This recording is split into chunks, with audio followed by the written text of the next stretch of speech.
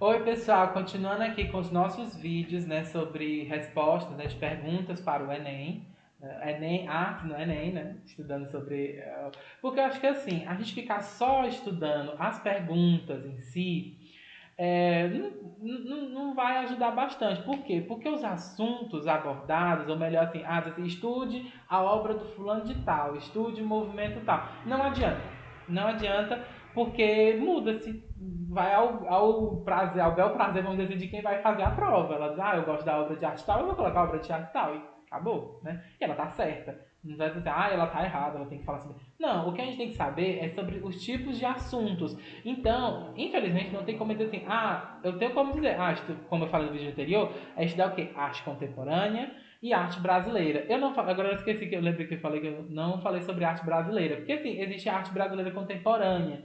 Porém, às vezes a gente fala sobre a arte brasileira antiga. Brasil, né, tem artes muito antigas. A arte brasileira, ela não veio junto com os portugueses. A arte brasileira já existia nesse território, né? Se a gente for pegar o território do Brasil, né, até o território brasileiro, as obras de arte dessa época, elas já são desde a época dos primeiros, né, os homens das sociedades primitivas. Aí quando se organizaram e viraram as tribos indígenas, que a gente tem que entender que o homem pré-histórico e o homem indígena, né, a pessoa, né, o ser humano indígena e o ser humano primitivo, eles são completamente diferentes. Claro que existem semelhanças, é um legado, né, que foi herdado de um de outro, mas são diferentes, né, querendo ou não. As sociedades indígenas, elas são complexas, elas não são tão simples como a gente imagina, né? E aí, no caso, que ficou no nosso imaginário, na verdade, né? Mas o ponto onde eu quero chegar é que justamente a arte brasileira se estuda qualquer coisa que é do Brasil pode cair, tem uma potencialidade de cair nas provas do Enem. Então, você saber quais são, né, os tipos de obra de arte que surgiram, tem uma nossa... geralmente no terceiro ano eu faço um resumo da história da arte no Brasil e vou citando os principais nomes, os nomes que eventualmente caem, né? E às vezes, por exemplo, um artista que teve uma exposição dele, um artista antigo, talvez, tipo Elliot Sica, já que ele caía muito no Enem, né? Lígia Clark também já caiu muito. E aí, que são artistas mais dos anos 50, 60, 70. E daí nós vamos chegar também para os dias de hoje. Já caiu obras já que foram lançadas ano passado, foram expostas ano passado, retrasado, e assim por diante. Por isso que arte brasileira, você se focar nas obras de arte que são do Brasil, aí você vai dizer, então quer dizer que eu não preciso estudar os estrangeiros? Bem, isso tem mudado um pouco. De vez em quando aparecem artistas estrangeiros, mas sempre que tem alguma comunicação com o Brasil, o eixo, a gente tem que entender isso, que o foco é o Brasil, né? Mas o que é interessante é que a nossa cultura brasileira, o que eu acho muito legal de ser brasileiro nesses dias atuais, é que a cultura brasileira está em constante mudança. Assim, houve momentos de estagnação, mas atualmente em si, a gente vê muita coisa nova, que é com referências às obras de arte de fora, né? E aqui no Brasil a gente vai incorporando, né?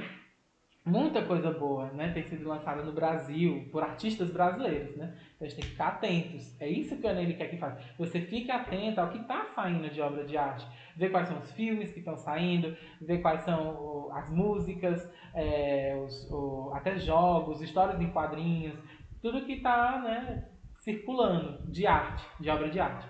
Bem, aí vamos lá. Mas continuando aqui, eu também quero falar porque assim, a questão de cultura, ela envolve também questões políticas, as políticas da cultura, as instituições. Nós temos instituição, é uma organização política, né? Por exemplo, o fórum, né? Como é? Segurança, a escola pública, né? A educação pública, a segurança pública, a saúde pública e os equipamentos culturais públicos, todos eles são instituições políticas. E aí vem aquela velha pergunta, no museu, né? Por que tal obra de arte está no museu, uma obra de arte está e outra não? Quem é que, né, vem essa questão? Que é essa pergunta aqui, a questão 85, que está aqui em cima de mim, vai ser um pouquinho complicado porque meu coisa está aqui no meio, eu não sei como mudar. Enfim, no caso, essa questão 85, ela vai falar sobre essa questão política da cultura, né? Ou então esses problemas, né, que existe dos estudos de cultura, que são bem atuais. Aí ele vem com essa pergunta que ele mostra aqui. Extracultura não cabe em seus museus. Museus. Não sei como fala exatamente, né? Natália, me ajuda, socorro. Aí nós temos aqui, ó, nossa cultura, a tradução tá lá, porque essa pergunta, ela é na parte de ciências humanas, ela não tá não é uma pergunta de espanhol, ela é uma pergunta que tá no coisa, né? Aí ela fala assim, nossa cultura não cabe nos seus museus. Aí o livro, né, dele, ó, Patrimônio Cultural e Discursos Museológicos, que é justamente, para quem não sabe, o estudo sobre museu, ele é muito extenso e tem muita coisa a se discutir sobre museu, sobre o que a gente chama, na verdade, de equipamento cultural. Porque, por exemplo, para quem não sabe, aí vem aquela grande pergunta, shopping é um equipamento cultural? Dos tempos pra cá, né, nós tínhamos equipamentos culturais tradicionais, por exemplo, Dragão do Mar. Todo mundo sabe que o Dragão do Mar é um equipamento, não tem como questionar, né? O Teatro Zé de Alencar também. Aí vem a pergunta, o shopping, ele é um equipamento cultural?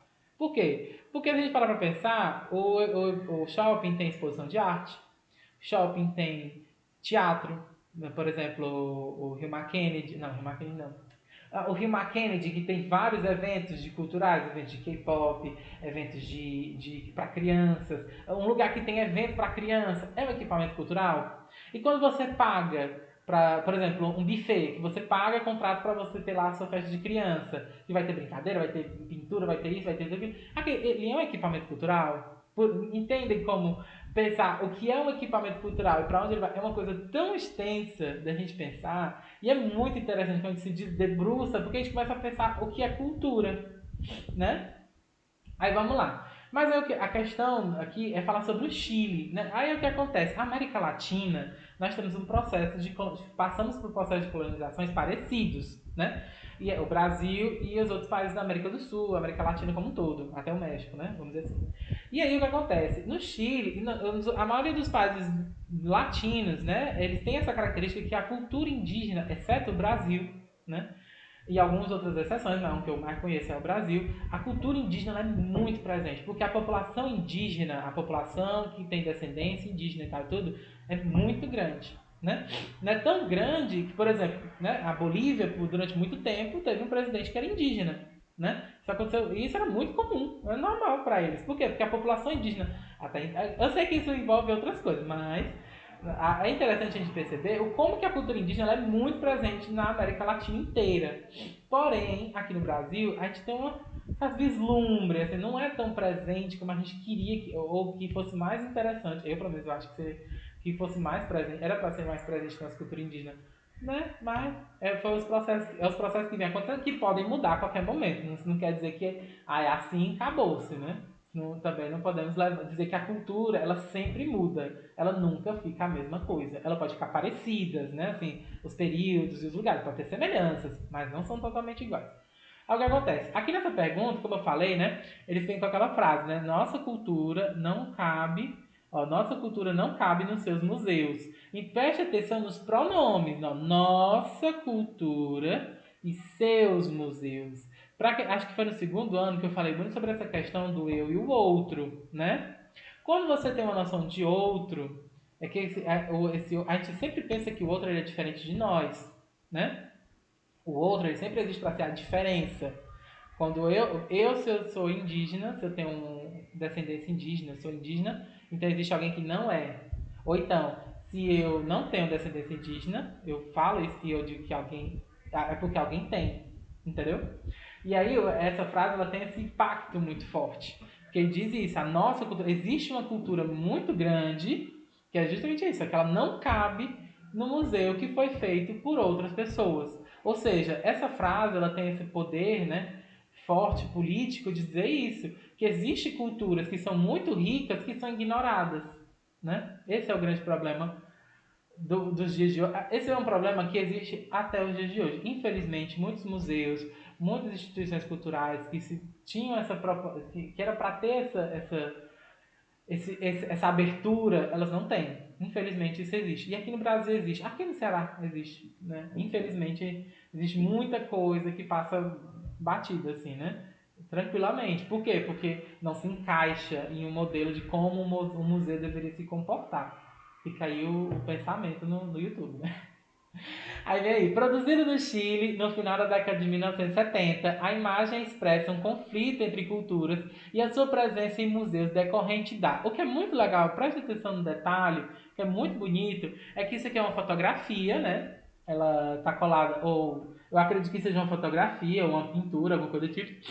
que foi colada ou melhor, foi, né, na parede, e notem que tem uma moldura em volta delas, um desenho de moldura que lembra as molduras antigas, né, clássicas, as pinturas clássicas.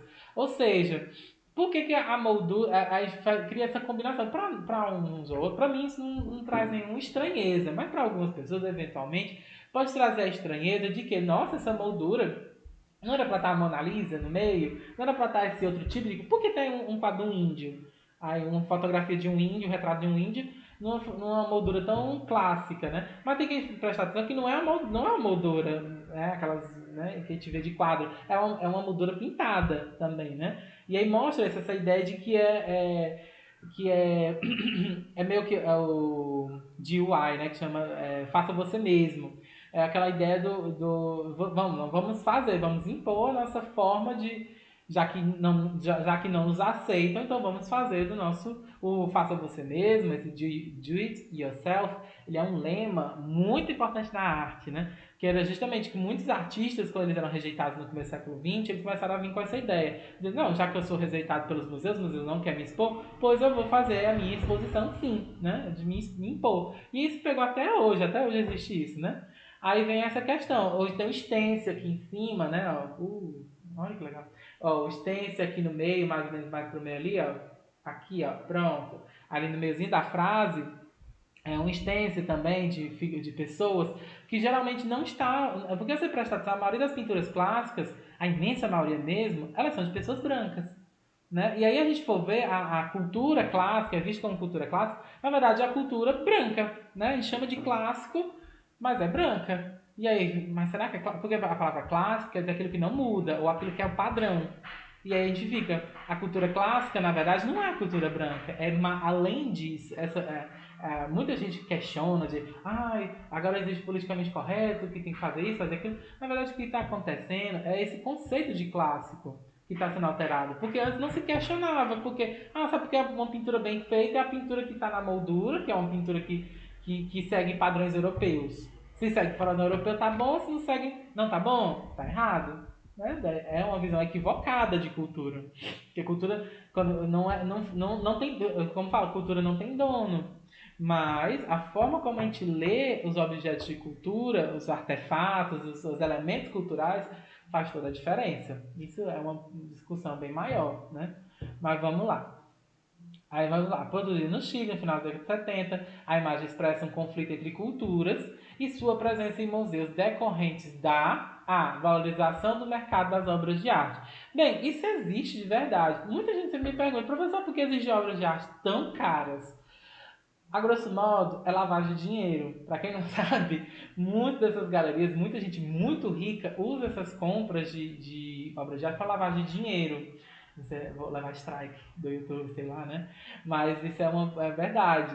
Muitas obras elas são estupidamente caras por esse motivo, né? Porque e também é um mercado que funciona muito bem. Você compra um quadro com um valor X, nossa, é muito caro, muito dinheiro, isso aqui. Só que daqui a alguns anos, como essa obra de arte ela é única, ela vai ficar mais cara. Né? E aí o que acontece? Eu comprei um quadro, ele é um quadro conhecido e tal e tudo. E aí eu dei muito dinheiro. Aí eu vou ficar com um prejuízo muito grande? Não, se eu vender ano que vem, se eu esperar até ano que vem, eu já vou conseguir mais dinheiro. Eu vou lucrar em cima. Aí por isso que, né, os valores dessas obras vão crescendo de uma maneira estúpida, né? Mas isso envolve várias coisas, né? E aí vem essa questão. Essa cultura indígena, ela é uma cultura cara? Por isso que porque aqui no Brasil é muito comum a gente ter, a maioria dos museus eles são públicos, mas não é a regra, aqui é uma exceção. Em todos os grandes maioria dos museus, por exemplo, na Europa, a imensa maioria dos museus, eles não são, eles são privados, ou são museus que cobram ingresso. Aqui no Brasil, entrar de graça no museu, isso é o comum para nós, né? Mas lá fora não. Lá fora você paga, e às vezes você paga muito caro para você entrar no museu. E aí o que acontece? Aí por causa disso, para arrecadar dinheiro, o museu ele se preocupa com obras de arte caras, né? Aí, é essa a pergunta. Será que ele está falando sobre isso? Não necessariamente, porque não tem. Outra coisa que é muito complicada das culturas da América é justamente isso. Por elas serem materiais, não tem como a gente dar um valor X. Dizer, por exemplo, quando o Museu Nacional queimou, pegou fogo aqui no Brasil, não se tinha como dizer, tinha um cocá. Quanto é que custa esse cocá? Ninguém nunca parou pra pensar quanto custaria esse cocá. Ele custa, ou então, se for para coisar, ele é um cocá tão raro que é necessário todo o dinheiro do mundo para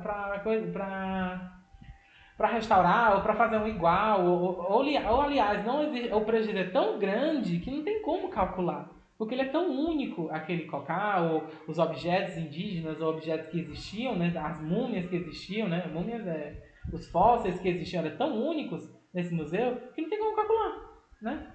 Por isso que a gente diz que essa questão do dinheiro, porque às vezes, professor, que você está falando dessa questão do dinheiro, porque sim, o dinheiro interfere muito na cultura, principalmente nos dias de hoje.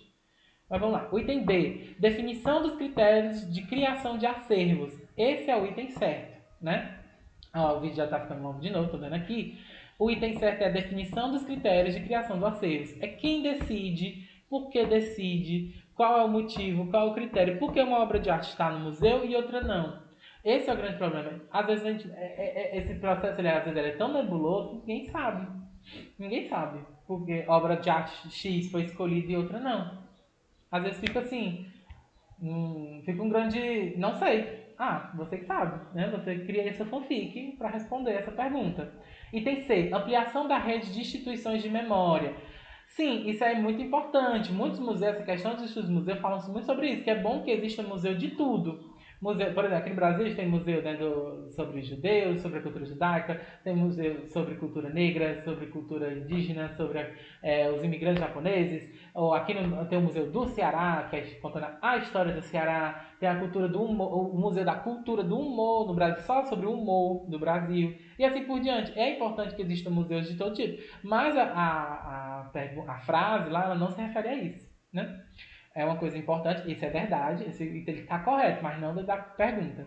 Item D, burocratização do acesso a espaços expositivos. Por exemplo, é tipo assim, ele está querendo dizer assim, então quer dizer que não é qualquer um que consegue entrar nos museus? Bem, aqui no Brasil é muito fácil para você visitar, né? Para expor outros 500. Aí tem fragmentação dos territórios das comunidades representadas. Bem, ele não tem um mapa ou falando sobre a questão de territórios, ele está falando sobre cultura, né, e de museu, né? Aí não é tão... Agora, preste atenção, essa pergunta ela é complicada por causa disso, porque todos os itens estão corretos ou se parecem. Até o item L tem um fundo de verdade. Porque, por exemplo, não tem os museus, eles sempre ficam em lugares turísticos, os museus ficam em lugares centrais, em lugares estratégicos, né, que só quem determinadas pessoas vejam, né? Isso aqui é muito importante a gente prestar atenção. O item L também está correto, mas preste atenção que todos os itens estão corretos, mas o que se enquadra dentro do contexto da pergunta é o item B. Entendeu? Por isso que eu digo que estudar cultura ele é complexo, porque às vezes a minha ideia é preparar vocês para responder qualquer tipo de pergunta sobre isso. E qualquer uma dessas coisas, essas possibilidades, elas estão corretas. Aí eu estou explicando por que elas estão corretas, certo? Eu vou parar por aqui e daqui a pouco eu continuo com a próxima pergunta. Tchau!